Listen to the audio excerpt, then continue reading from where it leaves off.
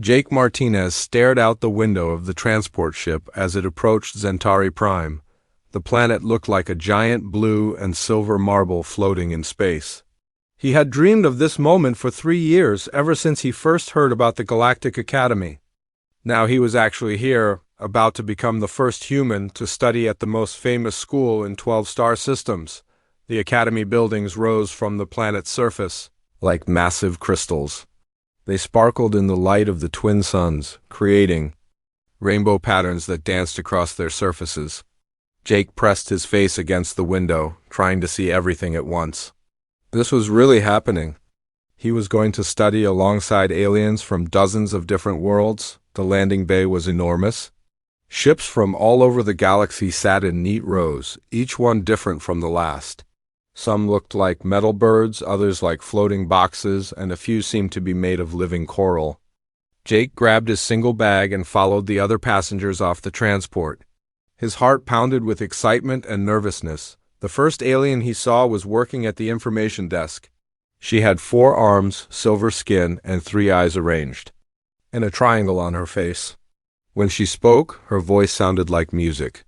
"Welcome to Centauri Prime," she said, scanning a device over Jake's identification card. "You must be the human exchange student. I am Guide Nella. Please follow me." Jake walked behind Nella through corridors that seemed to glow with their own light. Other students moved past them in groups, chatting in languages that sounded like everything from birdsongs to rushing water. He saw beings that looked like giant butterflies, others that resembled walking trees, and some that appeared to be made of colored gas floating in clear containers. Every time one of these alien students noticed Jake, they stopped talking. They would stare at him for a moment, then quickly move away, whispering to their friends. Jake tried to smile and wave, but this only seemed to make them more nervous. He wondered what they had heard about humans. "Here is your dormitory building," Nella said, stopping in front of a tower that twisted up into the sky like a spiral shell. "Your roommate is waiting for you. His name is Zeph, and he is from the Quellan system. Be gentle with him. His people are delicate." Jake's room was on the 20th floor. The door opened before he could knock, revealing the most beautiful creature he had ever seen. Zeph looked like a giant butterfly that had learned to stand upright. His wings were transparent, with patterns of blue and gold that shifted in the light. He had 4 slender arms and large, dark eyes that took up most of his face.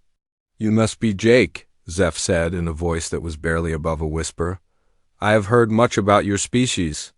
Please do not take offense, but I must ask you to move slowly around me. My people have strong instincts about predators." Jake frowned. "Predators? I'm not a predator. I'm just a student like you." Zeph's wings fluttered nervously. Of course, I meant no insult. It is just that humans come from what we call a death world. Your planet has many dangerous creatures, and your people evolved alongside them. This makes other species somewhat cautious. Over the next few days, Jake began to understand what Zeph meant. Earth was apparently considered one of the most dangerous planets in the known galaxy. Most other worlds had eliminated their large predators thousands of years ago, or had never had them at all. The idea of a species that shared their planet with creatures like lions, bears, and sharks was terrifying to most aliens. Jake's first classes were interesting but frustrating. In galactic history, he sat alone while other students clustered together in groups based on their species. When he tried to join a study group, the other students would make excuses and leave.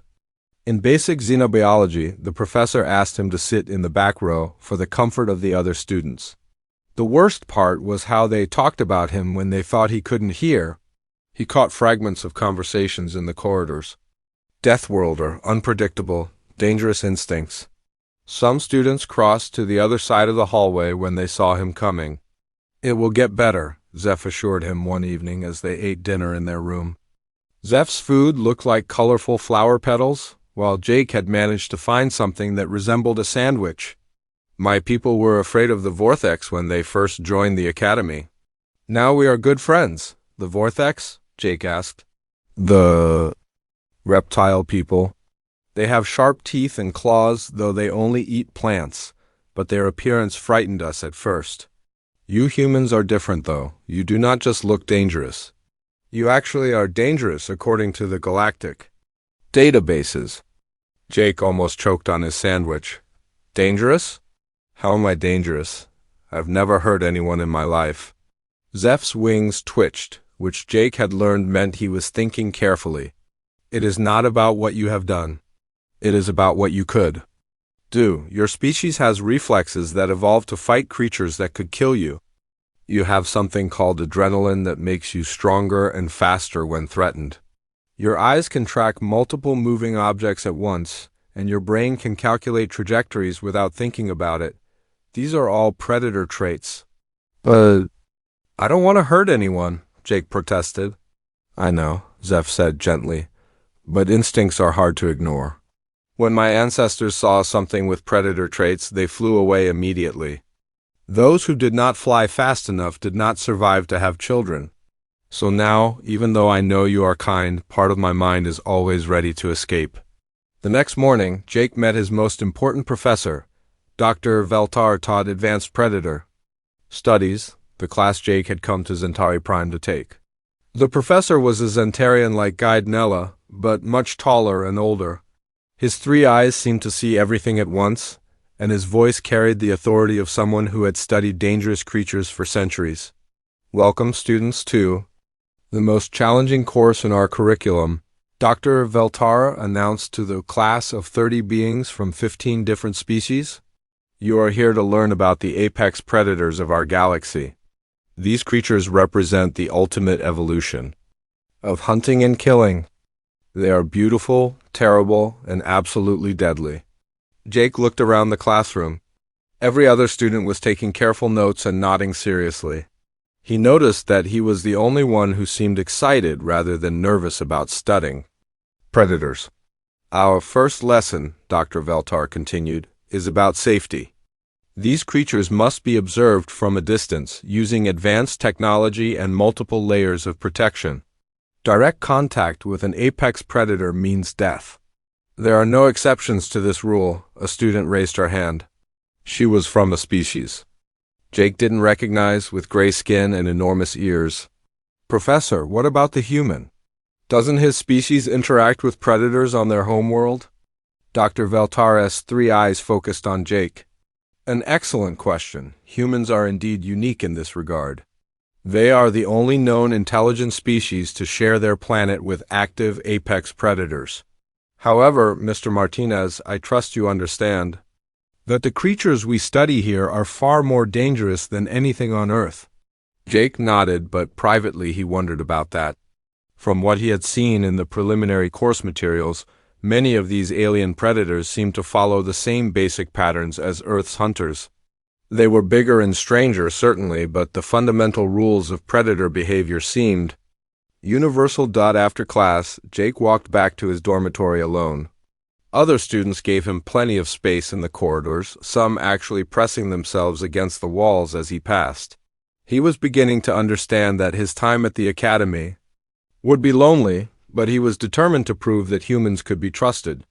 He just had to find a way to show his classmates that being from a death world didn't make him a monster. That night, as he lay in his bed listening to Zeph's gentle breathing, Jake stared out at the alien stars and wondered if he would ever truly fit in among these gentle people who had forgotten what it meant to live alongside danger.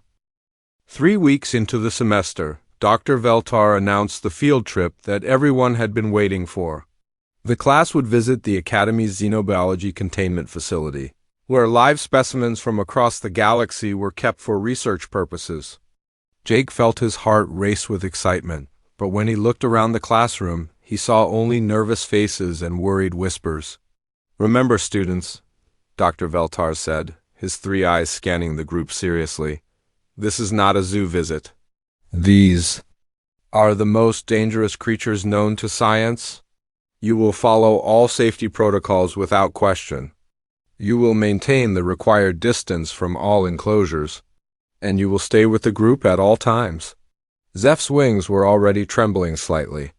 I do not think I want to see these creatures, he whispered to Jake. Perhaps I could stay behind and study from books instead? You'll be fine, Jake assured him. There will be plenty of safety measures. Besides, seeing them in person will be amazing. Books can't really show you how these animals move and behave. The other students overheard this conversation, and Jake noticed several of them exchanging worried glances. A Vorthic student named Kess, who had scales that changed color with his emotions, turned a pale yellow that Jake had learned meant fear. The human seems excited about seeing predators, Kess hissed quietly to his friend. This proves what everyone says about his species. The next morning, the class boarded a transport that took them across the continent to the research facility. The building was enormous, stretching for kilometers in every direction. It looked like a fortress, with thick walls, security towers, and energy barriers that shimmered in the morning light. Signs in dozens of languages warned about the dangers inside. Dr. Lisa Cameron met them at the entrance. She was the first human Jake had seen since arriving on Centauri Prime, and he felt a rush of relief at seeing a familiar face. Dr. Cameron was in her 40s, with short brown hair and kind eyes, but Jake noticed how the alien students immediately backed away from her, giving her even more space than they gave him. "Welcome to the Galactic Predator Research Facility," Dr. Cameron said with a warm smile. "I'm Dr. Cameron, the director of this facility. I know some of you may be nervous about today's visit, but I want to assure you that safety is our top priority. We have never had a containment breach in the facility's 50-year history." Trill, their tour guide, was a Quillen like Zeph, but older and more nervous. His butterfly-like wings constantly fluttered with anxiety as he checked and rechecked his security tablet. "Please stay together," he said in a voice that shook slightly. "Do not approach any enclosure. Do not make sudden movements. Do not make loud noises. Follow all instructions immediately." The facility's entrance hall was impressive, with holographic displays showing creatures from hundreds of worlds. Jake read the information panels with fascination, learning about hunting strategies, evolutionary adaptations, and behavioral patterns. His classmates, however, seemed more interested in locating the emergency exits. Their first stop was the observation deck overlooking the crystalline gardens of Kepler 442b. Through thick transparent walls, they could see creatures that looked like living jewels moving through a forest of crystal trees. The beings were beautiful but deadly, with razor-sharp edges that could cut through metal and the ability to become invisible by matching the crystal's light patterns. "These are prism hunters," Trill explained, staying well back from the viewing window. "They are pure predators, feeding on the electromagnetic energy of other life forms. One touch from their crystalline claws can drain the life from any organic being in seconds." Jake pressed closer to the window, watching how the creatures moved with fluid grace through their artificial environment. "Look at how they coordinate their movements," he said to Zeph. "They're hunting as a pack, even though there's no prey in there. It's just instinct." Zeph remained at the back of the group, his wings wrapped around himself like a protective cloak. "How can you find this?" "Interesting," he whispered. "They are designed to kill." "Everything is designed to survive," Jake replied. "These creatures are just really good at it." The next exhibit contained something called a void swimmer from the Andromeda sector. The creature existed in a special magnetic containment field, its body appearing to be made of living darkness that rippled and flowed like water. Occasionally, bright points of light would appear within its form like stars in a night sky. "Void swimmers feed on the life force of entire planets," Dr. Cameron explained. "They can phase through solid matter and are nearly impossible to detect until they begin feeding." This specimen was captured after it had already consumed the biosphere of 3 uninhabited worlds. A Nebulan student, whose gaseous form was contained in a walking life support system, began changing colors rapidly. Jake had learned this meant extreme distress. "How do you contain something that can phase through matter?" the student asked. "Specialized magnetic fields that disrupt their molecular cohesion," Dr. Cameron answered. "It's the only known method, and it requires constant monitoring. We have backup systems for the backup systems." As they moved deeper into the facility, the exhibits became progressively more dangerous. They saw the bone weavers of Thanatos Prime, spider-like creatures the size of small vehicles that could reconstruct their victims' skeletons into living weapons. There were the psychic devourers from Psi-Gamma, beings that looked like floating brains covered in tentacles, capable of driving their prey insane with telepathic attacks. Jake found each exhibit more fascinating than the last. He asked detailed questions about hunting behaviors, habitat requirements, and evolutionary adaptations. Dr. Cameron seemed pleased to have such an interested student, but Jake noticed that his enthusiasm was making his classmates even more nervous. Does nothing frighten him? He heard a Chitauri student whisper to her friend. The insectoid beings communicated through clicks and whistles, but Jake was learning to understand the basic emotional tones. He is from a death world, her friend clicked back. Perhaps these creatures seem normal to him. The group's anxiety reached a peak when they entered Sector 7, the high-security wing that housed the most dangerous specimens. Here, the safety measures were even more elaborate. Multiple force fields surrounded each enclosure, automated defense systems tracked their every movement, and armed security guards were stationed at regular intervals. This section contains apex predators from Class X death worlds, Trill announced, his voice now barely audible with nervousness. These creatures represent the ultimate evolution of predatory behavior. They have never been successfully contained anywhere else in the galaxy. The first enclosure they approached contained something called a shadow maw from Ragnar 3. Even through the multiple barriers and viewing screens, Jake could sense the raw power of the creature inside.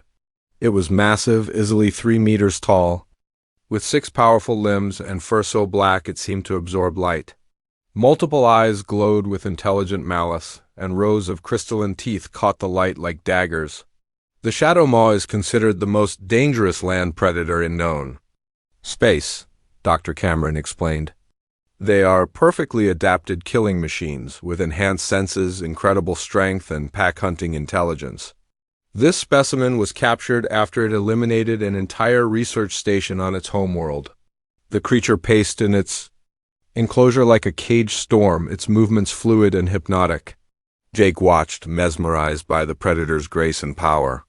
He could see the intelligence in its multiple eyes, the careful way it tested the boundaries of its prison, the coiled energy in every muscle. Magnificent, Jake breathed, stepping closer to the viewing window. Behind him, he heard several of his classmates gasp in horror. Zeph made a sound like a frightened bird, and even the normally calm Dr. Cameron looked concerned. "Mr. Martinez," she said carefully, "please maintain the safety distance." But Jake was too fascinated to step back. He had never seen anything so perfectly adapted for survival. The shadow maw noticed his attention and approached the inner barrier, its glowing eyes fixed on the young human. For a moment, predator and student regarded each other through layers of advanced technology designed to keep them apart. Neither of them could have known that those barriers were about to fail. The facility's lights flickered once, then twice, before plunging the entire sector into darkness. For a few seconds, the only sound was the hum of life support systems and the nervous breathing of 30 terrified students, then the emergency. Lighting kicked in, bathing everything in an eerie red glow that made shadows dance on the walls like living things. Jake blinked, trying to adjust his eyes to the dim light. Around him, he could hear his classmates whispering prayers in languages he didn't recognize. Zeph's wings were beating frantically as he tried to become airborne in the confined corridor. But the ceiling was too low for proper flight. Everyone. Remain calm, Dr. Cameron's voice cut through the rising panic. She was speaking into a communication device, her voice steady but urgent.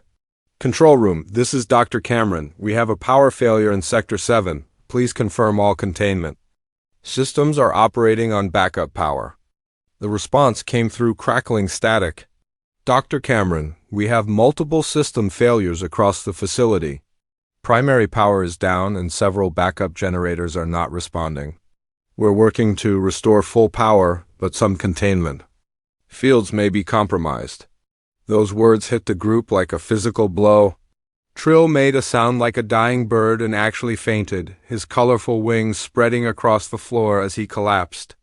The Vortex students began hissing in their native language, their scales shifting through rapid color changes that Jake now recognized as extreme fear. The Nebulan student's gaseous form was pulsing so rapidly with alarm colors that it looked like a living strobe light. Compromised? Zeph whispered, his voice barely audible. What does that mean exactly? Before anyone could answer, they heard it. A sound that made every alien in the group freeze with instinctual terror. It was a deep, resonant growl that seemed to come from the walls themselves, vibrating through the floor and into their bones. It was the sound of something large and powerful and very, very angry. The sound came again, closer this time, followed by what sounded like metal being torn apart. Sparks flew from one of the containment units further down the corridor, and Jake saw the blue glow of a failing force. Field flicker and die. The Shadow Maw, Dr. Cameron breathed, her face pale in the red emergency lighting. Its containment has failed. Jake had never seen panic like what followed. The alien students scattered in every direction, their natural prey instincts taking over completely. The Chitauri students scurried toward the ceiling, trying to find purchase on the smooth walls with their insect-like claws. The Vortex pressed themselves against the far wall, displaying their neck frills in threat, postures that would have been impressive if they hadn't been trembling so violently.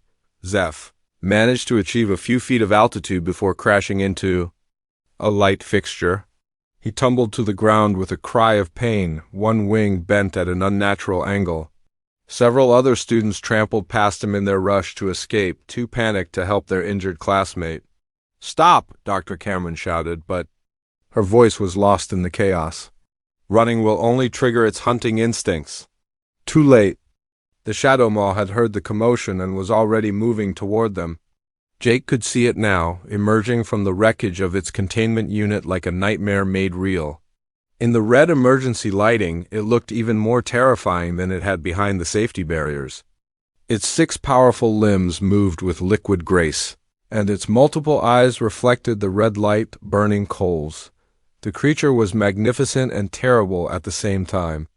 Its obsidian black fur seemed to absorb the light around it, making it appear as a moving patch of darkness.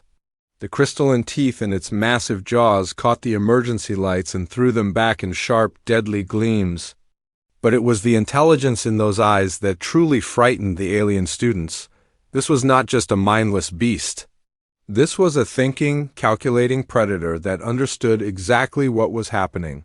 The Shadow Maw paused at the edge of the corridor, its great head turning as it evaluated the situation. Jake could see it cataloging each potential prey item, calculating which would be easiest to catch, which would provide the most nourishment. Its nostrils flared as it tested the air, reading chemical signals that told it everything it needed to know about the terrified beings before it. The aliens. Panic was feeding the creature's hunting instincts. Every rapid movement, every frightened cry, every display of vulnerability was sending signals that screamed prey to the apex predator.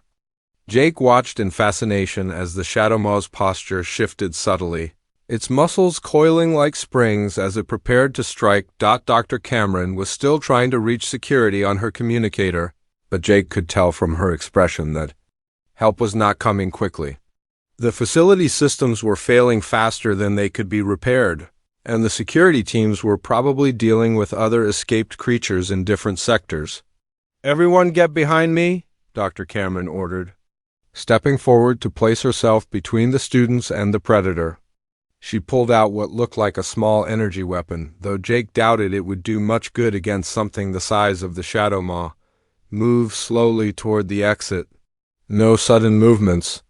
But the alien students were too frightened to think clearly. A group of Nebulans tried to phase through the wall and got stuck halfway, their gaseous forms creating a strobe effect that seemed to anger the Shadow Maw. It growled again, the sound so deep that Jake felt it in his chest like a second heartbeat. Kess. The Vortex student lost his nerve completely. He bolted toward the exit, his clawed feet clicking rapidly on the metal floor. The sound triggered something primal in the Shadow Maw's brain. Its head snapped toward the running reptile, and Jake saw its pupils dilate with hunting focus, The predator took one step forward, then another. Its movement was so fluid it seemed to float across the ground. Jake could see the calculation in its eyes as it tracked Kessa's movement, predicting where the Vorthak would be in the next few seconds. The creature's powerful haunches tensed, and Jake realized it was about to spring. Everything seemed to slow down. Jake could see Dr. Cameron raising her weapon, knowing it was too little too late. He could see Zeph trying to crawl away with his injured wing, leaving a trail of colorful blood on the floor. He could see the pure terror in Kessa's eyes as the Vorthak looked back and saw death approaching him with impossible speed. But most clearly of all, Jake could see the Shadow Maw itself. Not as a monster or a nightmare, but as a living creature responding to instincts that had kept its species alive for millions of years. The red emergency lighting, the strange smells, the confined space, the panicking prey animals, all of these things were triggering responses that the creature couldn't control any more than the aliens could control their fear. In that moment of crystal clarity, Jake realized something that none of the others could see. The Shadow Maw wasn't evil or malicious. It was scared and confused, trapped in an alien environment that made no sense to its evolved instincts. It was doing what evolution had programmed it to do when faced with potential threats and available prey. And Jake Martinez, product of a death world where his ancestors had learned to read the body language of apex predators, could see something else in the creature's posture that filled him with sudden understanding. The Shadow Maw was stressed, not aggressive, confused, not murderous. It was a frightened animal in a situation it didn't understand, reacting with the only tools it had. Jake made a decision that would have seemed suicidal to every other being in that corridor. While his classmates fled in terror and Dr. Cameron prepared for a hopeless fight, Jake Martinez stepped forward, directly into the path of the most dangerous predator in known space, the Shadow Maw's burning eyes fixed on him, and for a heartbeat that seemed to last forever, predator and human regarded each other in the flickering red light of the emergency systems. Jake took another step forward, his movements slow and deliberate. Behind him, he could hear Dr. Cameron's sharp intake of breath and Zeph's whispered prayer in the Quillan language. The other students had gone completely silent, as if they were watching their own deaths unfold in slow motion. The Shadow Maw tilted its massive head, studying this strange being who was approaching instead of fleeing. Its 6 eyes tracked Jake's every movement, but the creature's posture shifted slightly. The coiled tension of a predator about to strike began to fade, replaced by something that looked almost like curiosity. Jake had learned to read animal body language from his grandfather, who had spent 40 years as a wildlife ranger in Alaska.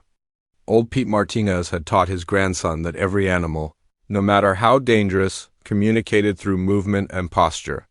The trick, his grandfather had always said, is to speak their language before they decide your dinner. Looking at the Shadow Maw now, Jake could see the signs his grandfather had taught him to recognize. The creature's ears were forward, not flattened back in aggression. Its tail was low but not tucked in fear. Most importantly, its breathing was rapid and shallow, the pattern of stress rather than hunting focus. "Easy, big guy," Jake said softly, his voice barely above a whisper. The words didn't matter, but the tone did. He pitched his voice low and calm, the same way he had spoken to injured bears and frightened wolves during camping trips with his grandfather. "You're scared, aren't you? This place doesn't make sense to you." The Shadow Maw took a step closer, its massive paws making no sound on the metal floor despite their size. Jake could smell the creature now, a wild scent like pine forests and cold mountain air. It reminded him of home, of Earth's great predators who had learned to coexist with humanity over thousands of years. Dr. Cameron's voice cut through the silence. "Jake, get back here right now. That thing will kill you." But Jake ignored her, keeping his attention focused entirely on the Shadow Maw. He had seen this same behavior in Earth animals countless times. When a predator was truly hunting, it moved with single-minded focus. This creature was exploring, investigating something it had never encountered before. Jake slowly extended his right hand, palm up, fingers relaxed. It was the universal gesture of peaceful intent that worked with almost every Earth species he had ever encountered. The Shadow Maw's multiple eyes focused on his hand, and the creature's great nostrils flared as it tested his scent. "That's it," Jake murmured. "Take your time. I'm not going anywhere." The predator moved closer still until Jake could feel the heat radiating from its massive body. This close, he could see that its crystalline teeth weren't actually designed for tearing flesh like a typical carnivore. They were more like the teeth of creatures that fed on energy or minerals. This was a predator, yes, but perhaps not in the way everyone assumed. The Shadow Maw lowered its great head toward Jake's outstretched hand. Jake could hear gasps and whimpers from his classmates, but he kept his focus on the creature before him. He had reached the point of no return. Either his instincts were right, or he was about to become the first human to die at the Galactic Academy. The creature's breath was warm against his palm, carrying scents of alien forests and unfamiliar flowers. Jake held perfectly still as the Shadow Maw investigated his hand with the thoroughness of a professional researcher. Its sensitive nose traced along his fingers, reading chemical signals that told it everything about this strange biped. Then, so gently that Jake barely felt it, the Shadow Maw pressed its massive head against his palm. The contact sent a shock through both of them. Jake could feel the creature's pulse through the contact, rapid but beginning to slow. The Shadow Maw made a sound he hadn't heard before, a deep rumbling that seemed to come from its chest rather than its throat. It wasn't quite a purr, but it carried the same meaning that purring did in Earth cats. Jake began to move his hand slowly, scratching behind what appeared to be the creature's primary hearing organs.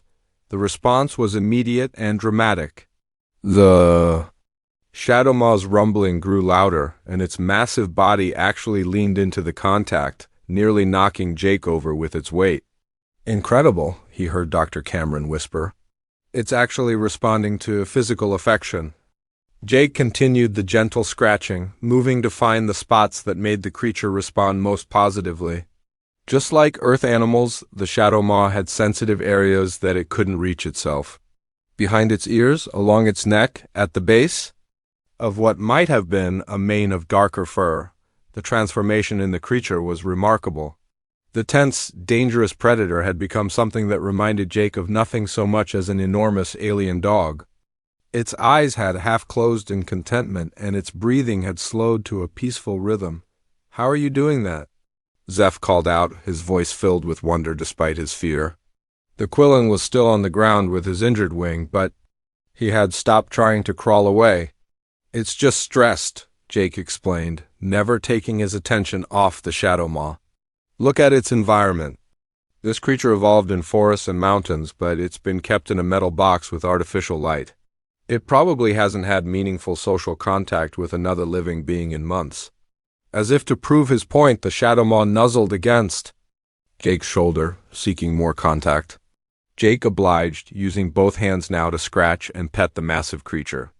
The Shadow Maw's contentment was obvious. Its entire body relaxed in a way that suggested this was the first peace it had known since its capture. "But it's an apex predator," Dr. Cameron protested, though she was lowering her weapon. "The most dangerous creature we've ever studied. So are wolves," Jake replied, "and bears, and big cats. But they're still social animals with emotional needs. Being dangerous doesn't mean being evil." The Shadow Maw settled down onto the floor, bringing its head to Jake's level. This close, Jake could see the intelligence in its multiple eyes more clearly than ever. This wasn't just an animal operating on instinct.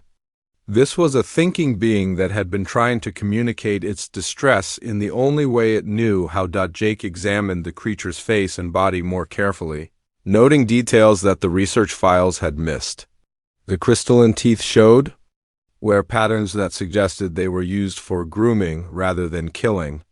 The powerful claws were retracted now, showing that the creature had conscious control over them.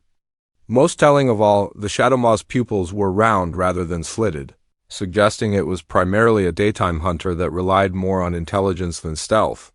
"Dr. Cameron," Jake said carefully, "I think your research data might be incomplete. Look at its dental structure. These aren't the teeth of something that hunts other animals for food. Dr. Cameron approached slowly, her scientific curiosity overcoming her fear. The Shadow Maw watched her approach but showed no signs of aggression, especially with Jake's hands still providing the physical comfort it craved. "You're right," she said after a moment of observation. "Those teeth are designed for processing plant matter and minerals. But then why is it classified as an apex predator?" "Maybe because it's really good at defending itself," Jake suggested.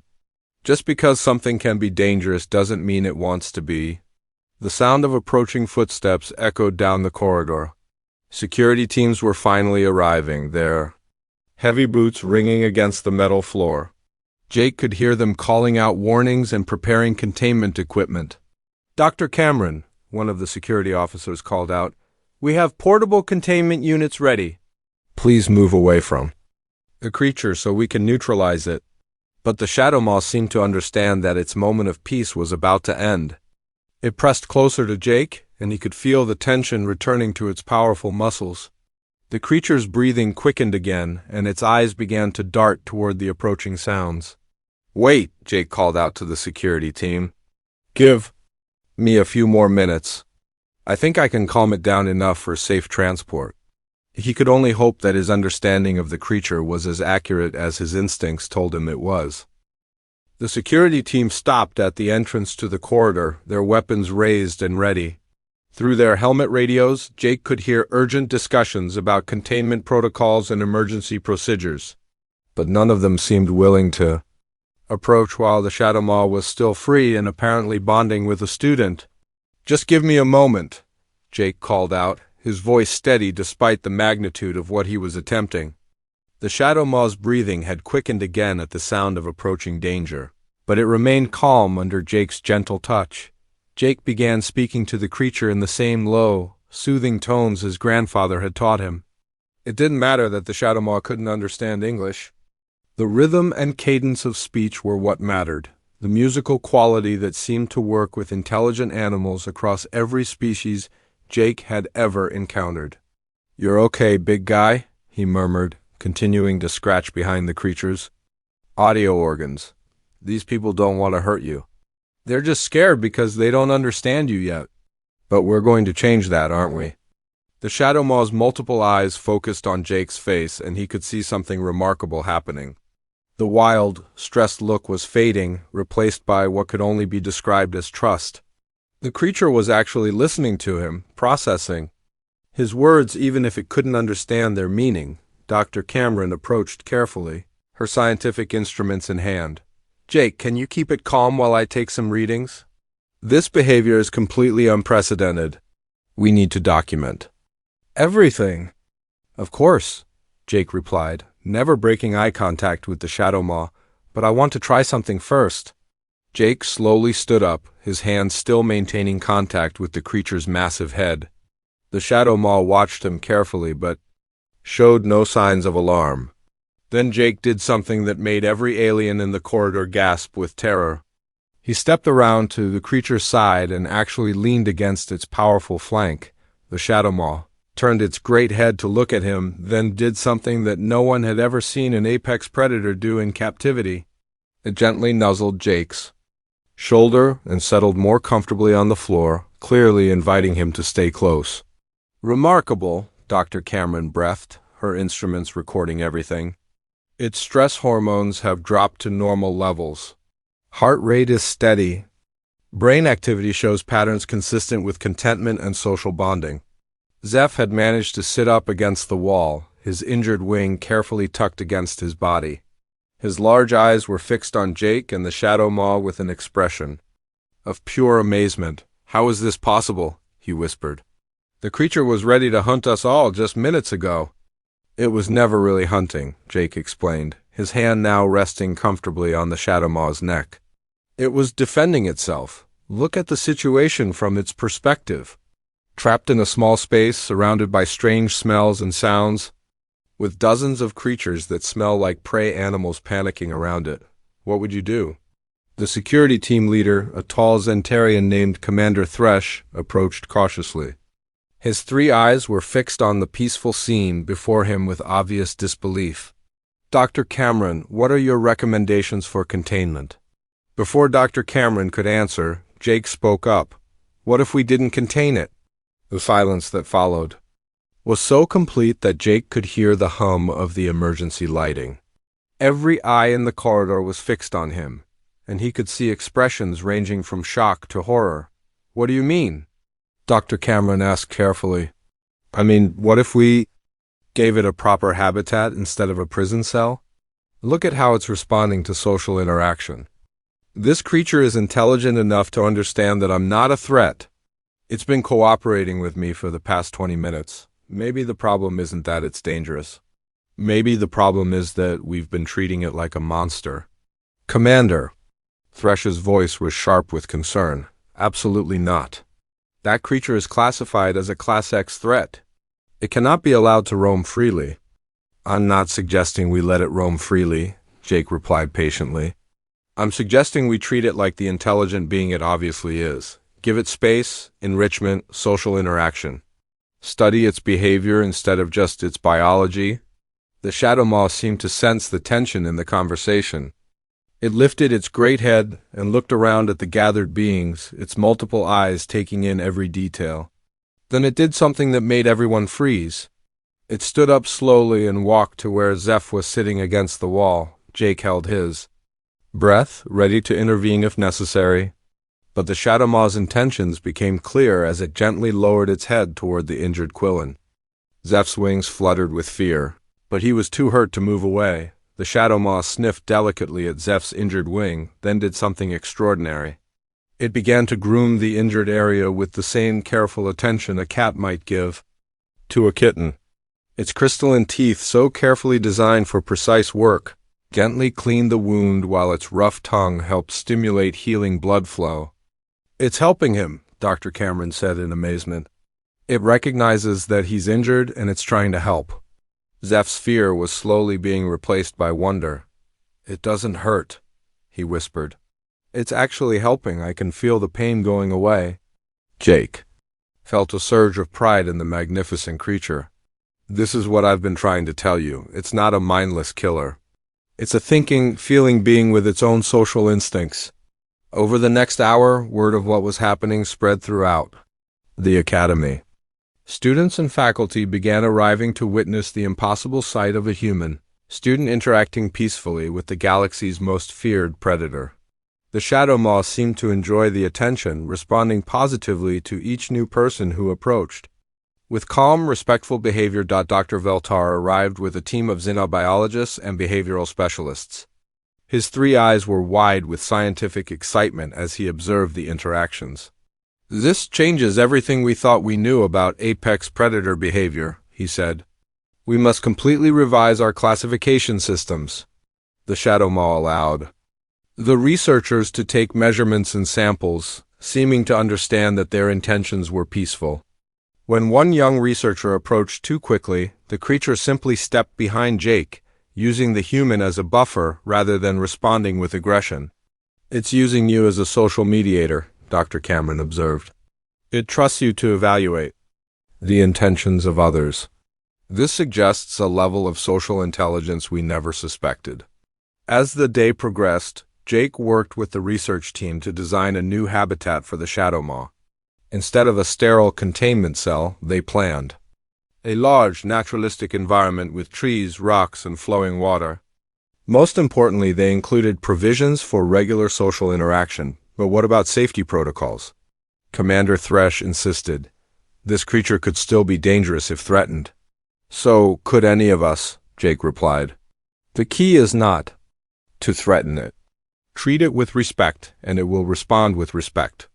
The Shadow Maw seemed to approve of the habitat plans, examining the holographic displays with obvious interest. When Jake pointed to features like the artificial forest and the waterfall, the creature's rumbling purr indicated clear approval. That evening, as the facility's power was fully restored and normal operations resumed, Jake sat in the Shadow Maw's temporary quarters. The creature was resting peacefully, its great head in Jake's lap like an enormous alien dog. "You've started something that will change the entire galaxy," Dr. Cameron told him. Other research facilities are already requesting guidance on interacting with their own specimens. The Galactic Council wants to meet with you. Jake scratched behind the Shadowmaw's ears, earning another contented rumble. I just treated it the way any creature deserves to be treated, with respect and understanding. Word spread quickly through the academy and beyond. Jake's classmates, who had once feared him as a dangerous Deathworlder, now looked at him with something approaching awe. They had witnessed something that challenged their most basic assumptions about predators and prey, about danger and safety. Zeph, his wing now fully healed thanks to the Shadowmaw's care, became Jake's closest friend and strongest advocate. You showed us that being from a death world doesn't make you dangerous, he said. It makes you wise about danger. The galaxy would never look at humans or at predators the same way again. Jake had proven that the greatest strength wasn't the ability to destroy, but the wisdom to understand and the courage to reach out to those who seemed most different and dangerous. In the end, the Deathworlder had taught the galaxy that the most fearsome predator could become the gentlest friend, if only someone had the wisdom to speak its language.